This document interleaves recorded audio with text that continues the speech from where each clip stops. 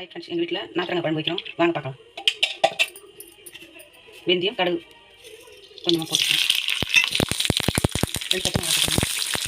கொஞ்சமாக பூண்டு போட்டுக்கணும். நல்லா பூண்டும் பச்சை மிளகாயும் வணங்கின பிறகு பூண்டும் பச்சை மிளகாயும் நல்லா வணங்கின பிறகு நாத்திரங்காய் வைக்கணும்.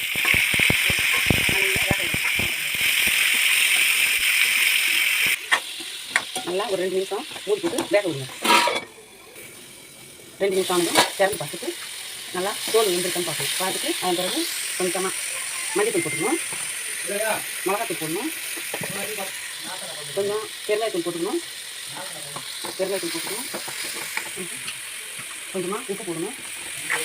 நல்லா வணக்கிட்டு கொஞ்சம் புளி தேவையான அளவு கொஞ்சமாக புளி எடுத்து ஊற வச்சு தேவையான அளவு ஊற்றிக்கணும். ஊற்றிட்டு ஒரு 5 நிமிஷம் 10 நிமிஷம் கொதிக்க வைக்கணும். நல்லா கொதித்த பிறகு கொஞ்சமாக வெல்லம் போட்டுக்கணும். வெல்லம் போட்டு நல்லா வேக வைக்கணும். இப்போ திறந்து பாருங்க. ஒரு 5 நிமிஷம் அந்த பிறகு திறந்து பார்த்தா நல்லா எண்ணெய் திறந்து வந்துருக்கும். இந்த காய் வந்து குழம்புலாம் சுண்டி போய் திறந்து வந்துருக்கும். அந்த பிறகு புதினா கொத்தமல்லி இருந்தாக்கா போட்டு அடுப்பு ஆஃப் பண்ணிடுங்க.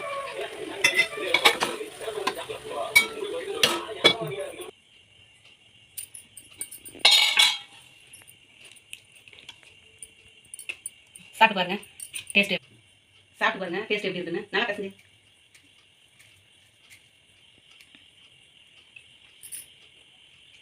சூப்பராக இருக்குது.